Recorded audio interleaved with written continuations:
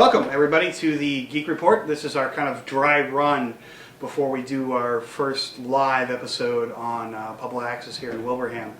And you've got me, James Jones. I got my cohort here, Alex Nikitin. Is that how you say your name, Nikitin? Just Alex.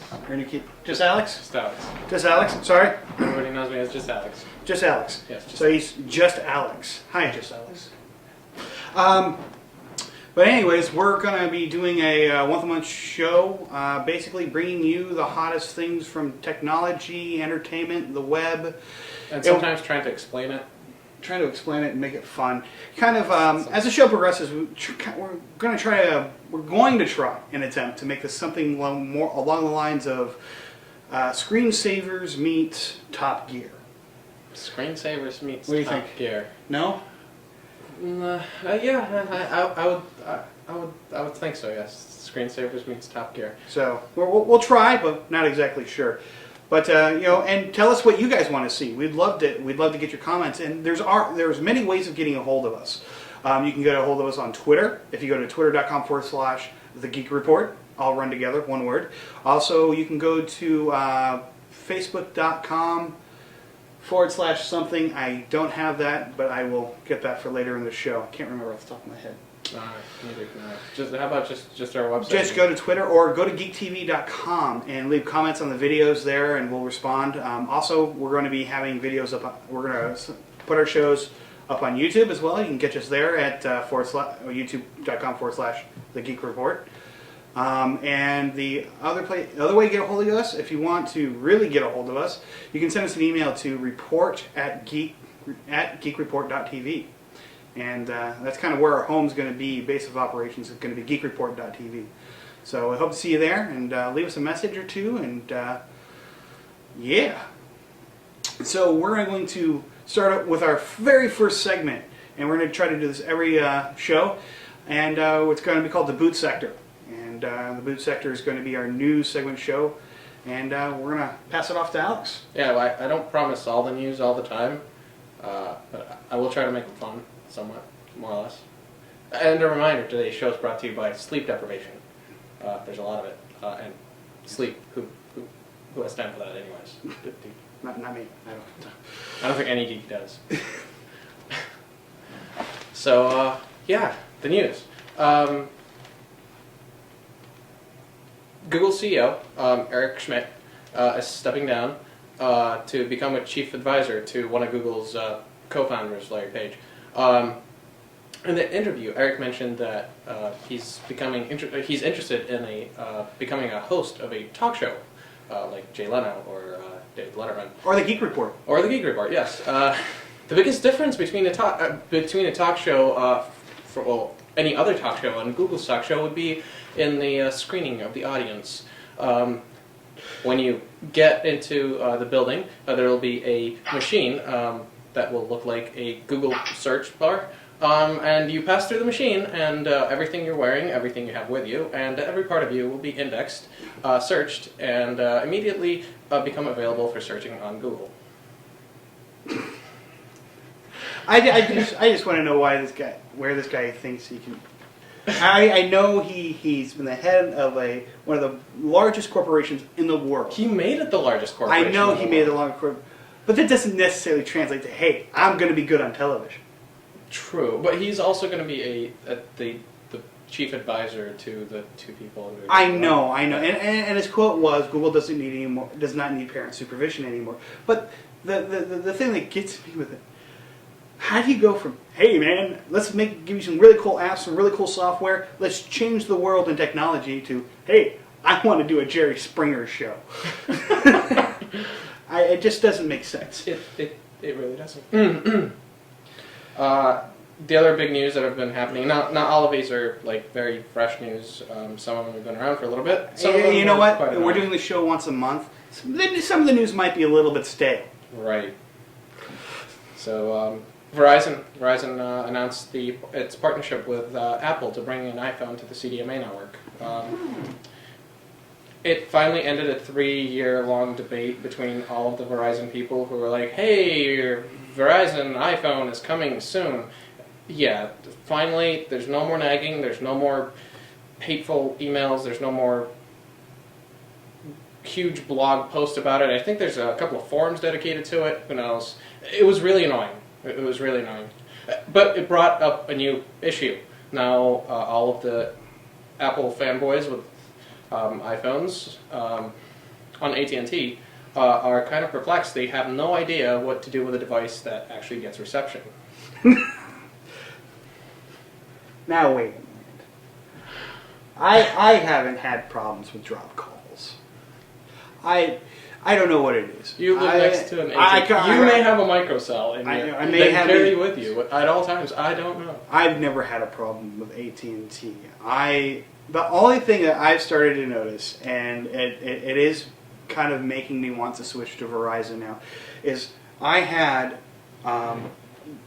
we were doing tests today because me and Alex worked together during our day job, and we're working on some mobile apps at the moment, and we were comparing the apps side by side, and we were noticing that the iPhone on the AT&T network was running slightly slower compared to the Verizon phone. About 2 times. Slightly slower, and it wasn't because the app was running slower. It was actually when the app didn't have to attach to the network, the iPhone was actually running faster. But when it went to go get network data, it ran slower. And I even personally wrote, I wrote the software, and I even went out as far as to make sure everything's threaded, make sure everything's supposed to program the way it's supposed to be in it. AT&T, you make me sad. Not every network is built to be fast. So built. For a long time there's been capacity issues and issues in regards to capacity and capacity planning with AT&T. So I'm not surprised. You can't really even compare AT&T to Verizon. I mean, you really can't. Even with their acquisition of Sprint. Who's buying Sprint? Well, not Sprint. I mean, Singular. Singular. Well, actually, I think that was a mistake. I think that's what slowed down their network. Could have, but I mean, you're not Verizon. You don't have like ridiculous fiber rings going everywhere. With it's not quite the same. No, it's not, and actually the one that I really missed and kind of disappointed they're no longer the leader was Sprint for the longest time, because Sprint's Vision network back in the day was the best data network around, period, and they just kind of let it slip. So we'll see because AT&T announced that they're getting into the LTE game as well. Yes. And LTE is becoming more prevalent and being pushed. But the AT&T doesn't have the 700 megahertz range for LTE. No, but which is really nice for Verizon. Yeah, so Verizon is going to be free and clear, and it's going to be interesting to see what comes of that and what happens, and we'll see where that takes us. Absolutely. But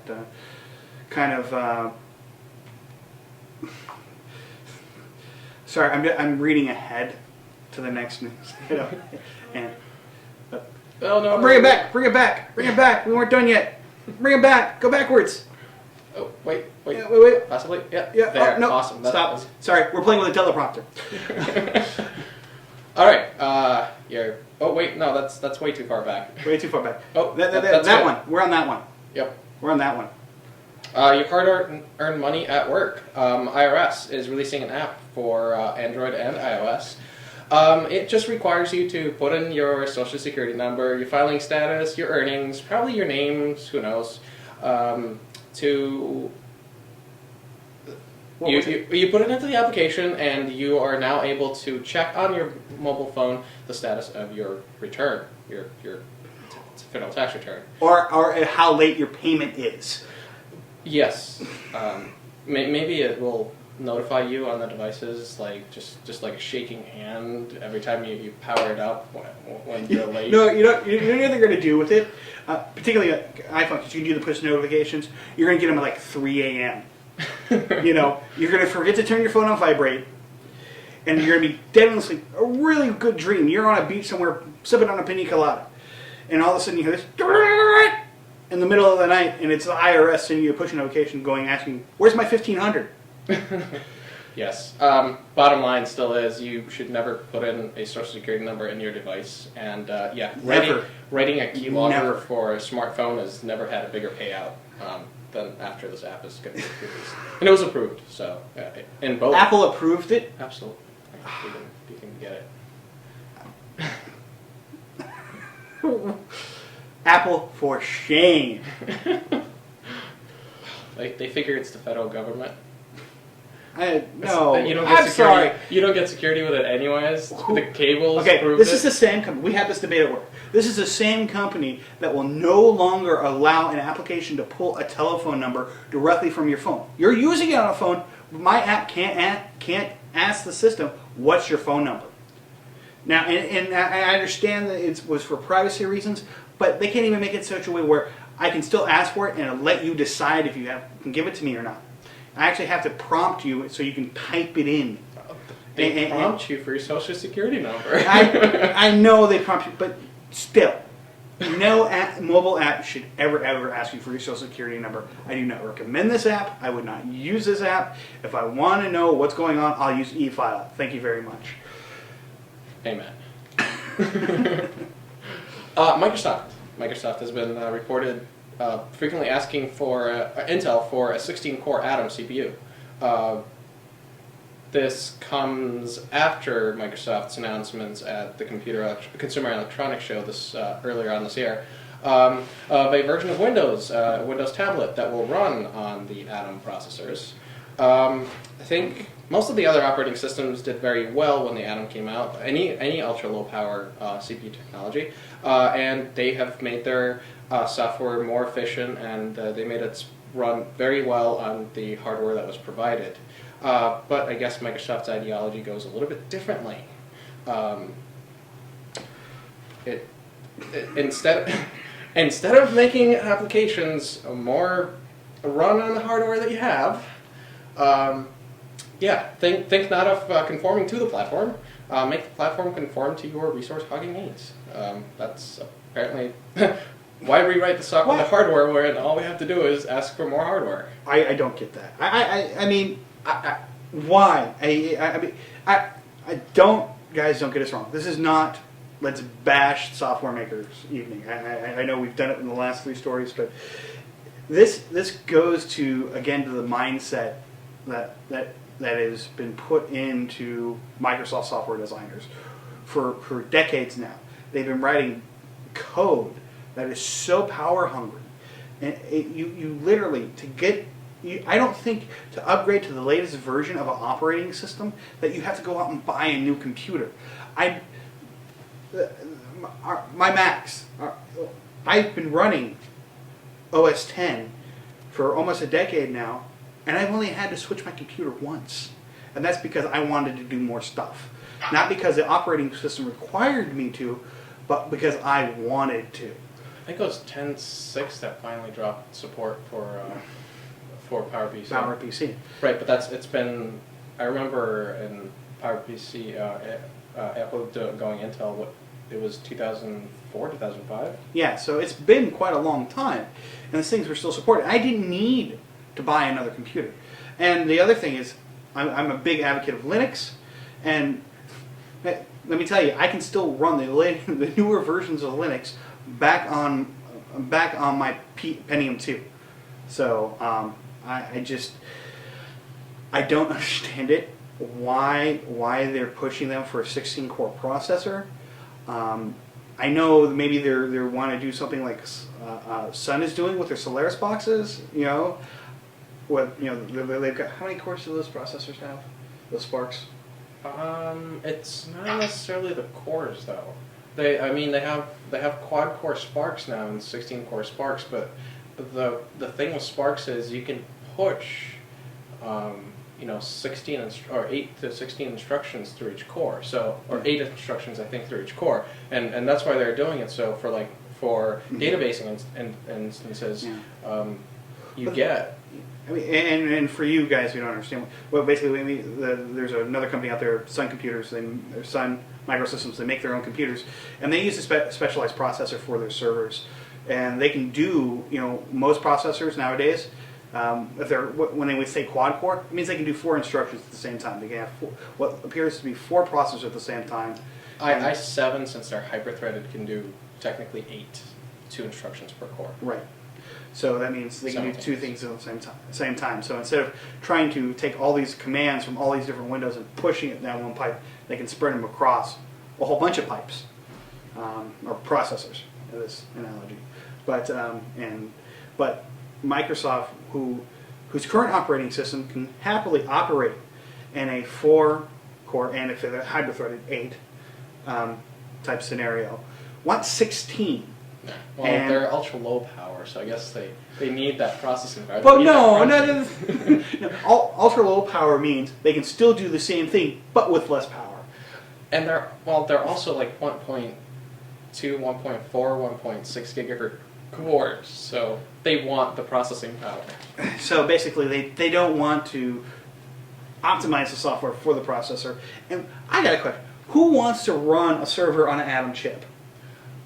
Well, it depends. If it's a storage server or, something like, if it's a storage server where you don't need to have processing power per se.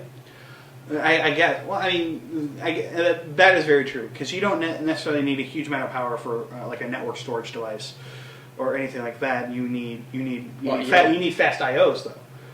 Yeah, but you also don't need 16 cores. No, you don't need 16 cores either. So the cores don't add up. Yeah, I don't know. And it's reported, it's alleged. There's no official confirmation, so it may not be true. But it's been all over a couple of sites. So. It's being reported by a few news channels and news technology sites, and we're just kind of going with it. Yeah. So. There is a new type of a fingerprint reader that was being developed by this company. Oh, is it? Is this the one the infrared thing that's from far away? Yeah. Oh, awesome. It's being developed by an Alabama company, an Alabama-based company, I should say, Advanced Optical Systems. Alabama. Of all the places. It's called AirPrint. The device consists of a polarized light emitter and 2 1.3 megapixel cameras with different polarized filters. I won't go into details of exactly how it works, but basically the company said that the device can read a fingerprint at quite a large distance, up to 20, 30 yards away. Wear gloves. They can read a fingerprint at 1/10 of a second. Now, the company also said, the spokesperson said that the technology wasn't finished, and their later firmware and their later chips will be able to read 5 fingerprints at the same time in parallel. At the same time. Will that run on a 16-core Atom? Probably not. It's a little device that's like this big, like literally. They're planning to install this at checkpoints and probably airports, it's crazy to be able to read through these. I'm guessing the technology behind this, since it's only a polarized light emitter and 2 cameras with polarized lenses, which you can make out of. Never mind. I'm guessing that the technology behind it is pretty easy to reverse engineer, or pretty straightforward at least to reverse engineer, and they're going to have to release what they're doing in a patent. So. And the patent applications. So I think someone will be able to figure this out, and coming in the months that after. They have an app for that. Yeah, and someone will be able to read your fingerprints at say at an airport from multiple meters, multiple yards away.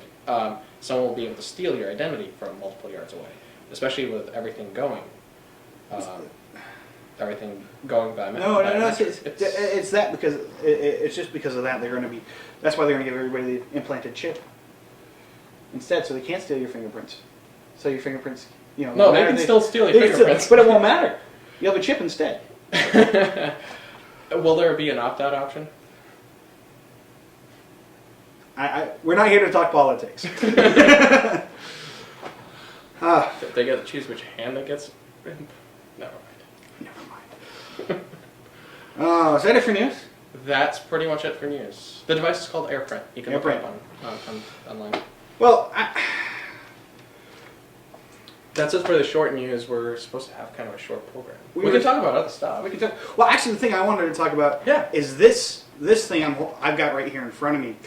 I don't know A if black you got. box? Yeah. Well, it's about that. It is. Is it a good back scratcher? Actually, it is. Excellent. Excellent. Um, Discovering new uses for common hardware. Now, if you guys haven't heard, Google is planning on coming out with their own operating system, or they actually have. It's called Chrome OS. Google has a couple of operating systems. Well, they have Android, Chrome, and I'm pretty sure they probably have their own distro of Linux that they use in-house. Oh, they have an ultra-high version of it. Yeah. So, but the thing is that this, I would call this, that this is a prototype laptop. You'll never ever see this available to the general public.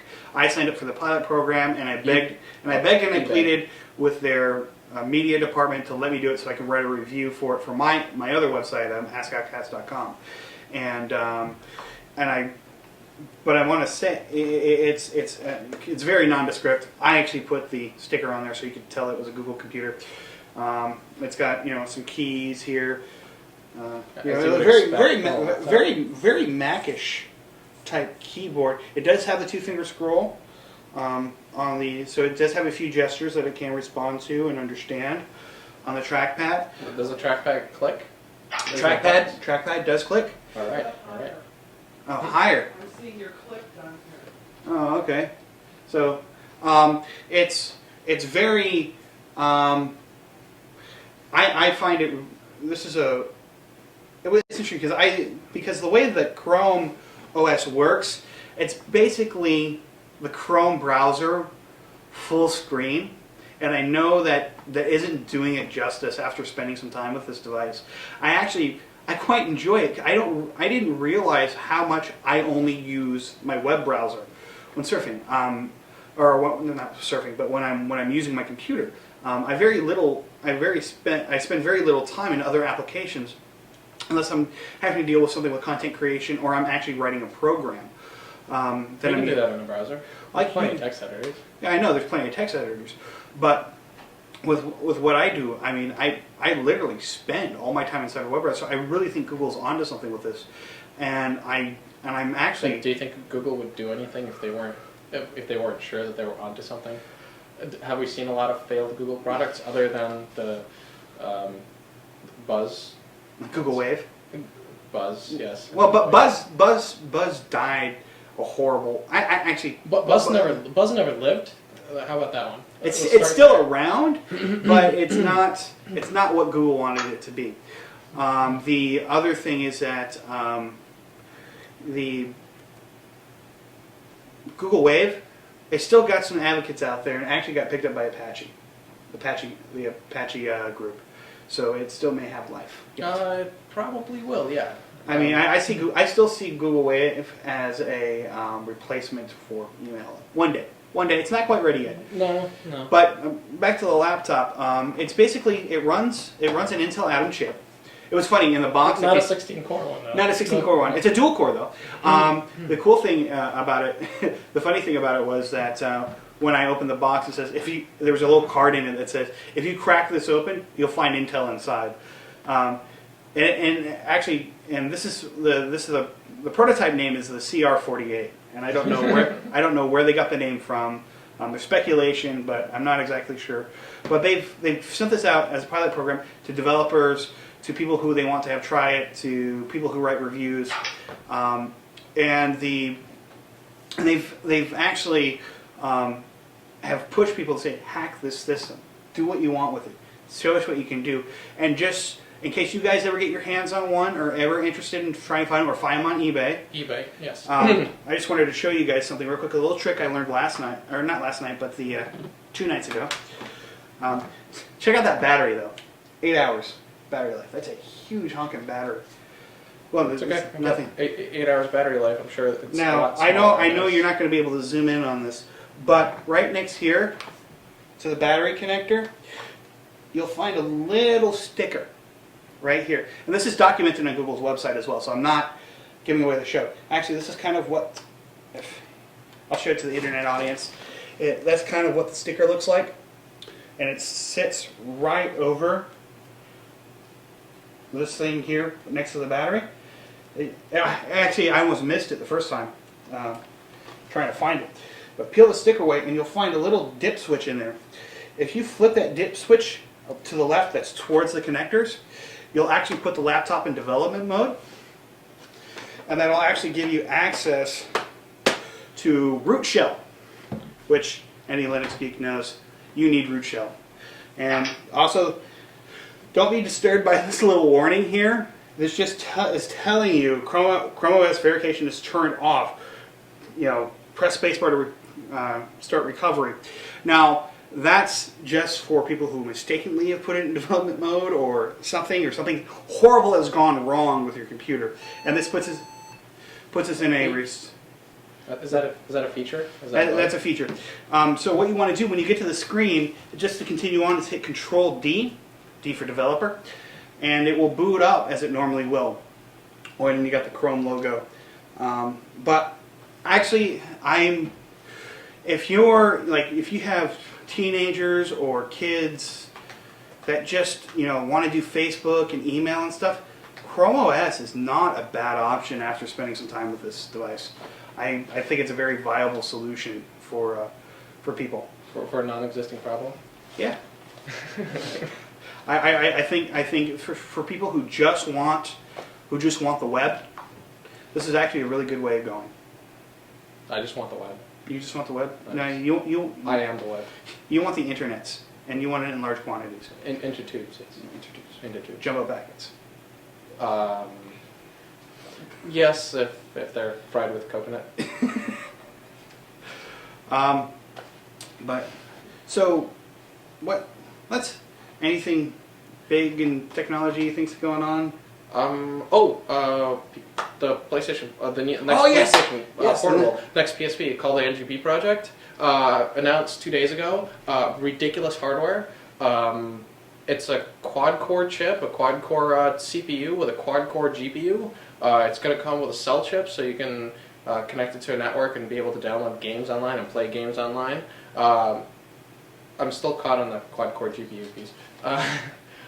It's going to be ridiculous hardware. It has like a gig of memory. It's going to be an interesting next generation gaming platform, probably with experience not dissimilar to somewhere between PlayStation 2, PlayStation 3, right around Xbox 360 range. It's a very formidable piece of hardware.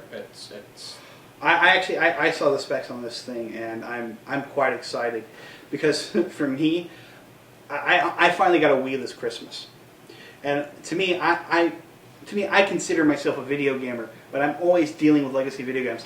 Of course, I've done a lot of PC gaming in the past. I got Steam on Mac last year, which is awesome. Yes, I'm still playing Half-Life 2 and Portal. I replay that all the time because they're two of the best games ever made. Back to the Future. I started playing the. Oh, Back to the Future. Back to the Future episodes. It's a quick playthrough. It's like 2 hours and you're done. It's pretty cool though because it's got all the voices and the story is kind of. Well, they're releasing them episodically, so you got episodes every so often, so it continues the story. So you play it for a little while, you put it away, it's good, and then you wait for the next episode. So I think it's a good way of doing video games for people who don't have a lot of time to play video games. Right. But also a good way to generate revenue instead of having one giant video game cost you $50. Now you're selling each episode for $15, $20, whatever it is. But the NGP it's making me excited because it's something that I'll probably be able to get and have in my pocket and take with me wherever I go. And yes, I may look like I'm too old to be playing video games, as my mother would say. But I still like video games. My kids like video games, so I got a feeling this is something that I might. It has a pretty nice large screen. It has a touchpad on the back. I don't know if you saw that. It has a touchpad. It has a touchpad on the back. It has the R1 buttons. It has dual sticks, so you can play first-person shooters fairly well. So you can control your aim and your walking distance separately, or you're walking separately on two different sticks. I'm not sure if there's R2 and L2 buttons, but it looks like if you look at the back of it, that there's two oval areas that maybe potentially R2 and L2 buttons, or maybe they're going to be on a multi-touch. Oh, it's multi-touch touchpad. Okay, So I'm not sure. All right. You'd have to feel it in your hands, but it's also not going to be $600. It's going to be cheaper. Right. But it's going to be somewhere between $300 and $600, so it's going to be still a fairly expensive piece of equipment. Which means, I might be able to get it, but it's intriguing to see how the power is getting smaller, and you're going to take. Did you Motorola Atrix? I heard about that. Yeah, Tegra. it's going to have dual-core Tegra, and it's going to come with a dock that turns your phone into a laptop that basically has a bigger version of the Android OS, kind of. Chrome OS? It's kind of a mix. Or is it gonna have the tablet? It might have. I think it's a hacked version of 2.3. Okay. Or 2.2 rather. But basically, when you plug it into the dock, because the Tegra is able to do HDMI out as well, you have a nice and high resolution screen. They upscale everything into it. You have messaging, text messaging, you have phone calling. You can do it right off the laptop thing. You have all of your Android apps in there. But I'm not exactly sure. They've only released previews. I'm not sure when it's going to be available for sale. It's coming up it's due very soon, but I'm not sure when the actual dock is coming for sale. Which gives you a full keyboard and mouse, and a nice screen, probably a webcam, maybe. I don't know. Well, it would be kind of cool. You know, it would be cool if they were smart. If they'd done is make the dock so it slides in and the phone becomes your trackpad. Yes, that would have been too smart, and they don't want to be too smart. You want to be somewhere in the middle. Maybe I should make my own prototype. Maybe Correct. you should. Now, what do you think about this? I'm just surfing while we're talking here, and Newsweek's got an article about Apple is thinking about getting into the mobile commerce game. Oh, they've been talking about that for about a week now. They've been talking about that since Starbucks extended their pilot for paying with the app. For the paying with the app system. But I know that AT&T and Apple have been hiring or have been looking for RFID developers. Right. So who knows? Well, So maybe they will become, and actually that will be a way to offset the price of the device. If you think about it, if you think about the phone as a wallet in your pocket, every time you do a transaction, you're giving Apple, a certain. Is it safe? Is it safe? As always with mobile technology, no. If it has a processor in it, no. So, but it probably wouldn't. It probably won't be any more secure than the tap and go paying methods that you see. Oh, the RFID, yeah, the ones that allow you to just clone the card. Actually, I like the RFID chips that they now put into credit cards and passports because you can now clone them on the go pretty freely, pretty quickly. Well, it's so much. Now, when they say near field communication, that's RFID. Yes. Okay. Now, RFID, for you guys who don't know, RFID is radio frequency ID. Basically, think of it as a barcode, but it works on the same way radio waves work. So you send a signal to a little chip that's like on a sticker that's been applied to something, and it sends a signal back. Near field also, RFID works a few ways. There's devices that beacon, and then there's devices that are not self-powered, or they're self-powered. Basically, the ones that they get powered off the RF that gets transmitted. So right. The devices that you see with the big antenna, that actually generates power when a certain frequency hits it, and that activates a chip that sends the signal back. Actually, and the signal is just the number.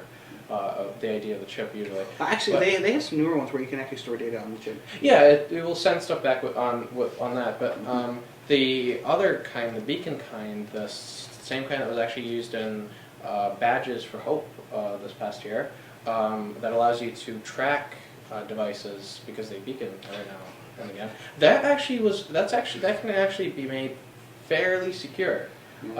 Because it's an actual device and actually has a processor, you can actually have rotating keys per device on these things, Well- and that will significantly increase your Well, or decrease your chances. I mean, what it sounds like though with this near field communication is what they're going to be using for this. That the phone itself will actually be able to tell the transmitter what to put out. It's not going to be something that's going to be pre-programmed. So, I mean, if there's if there's any security issues, there'll probably be an update, change the encryption, whatever, to try to simulate security. I'm not. Yeah, I wouldn't trust it quite yet. I would. You have to remember with a hacking world. I think it was what's his name? Dan Kaminsky made a comment. And Dan Kaminsky. Wikipedia him sometime. Dan Yeah. Kaminsky. Brilliant security guy.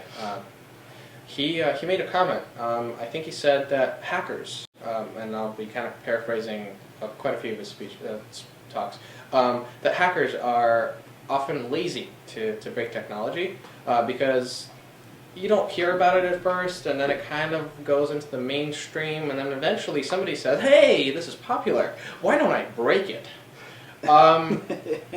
So I would be, especially with something that deals with your money, I would be citing on a side of caution and wait until it becomes popular, because there's a lot of people who don't care about security. Just make sure if you read the fine print, make sure you're covered for any fraudulent charges.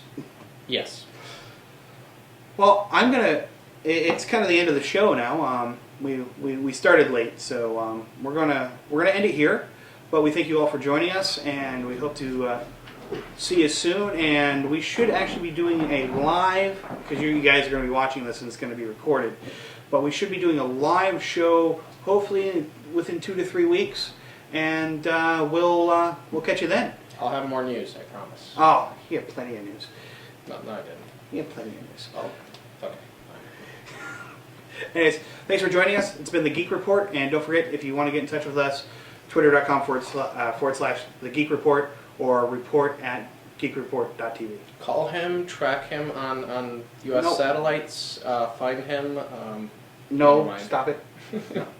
Okay. Thanks, and have a good night. Goodbye.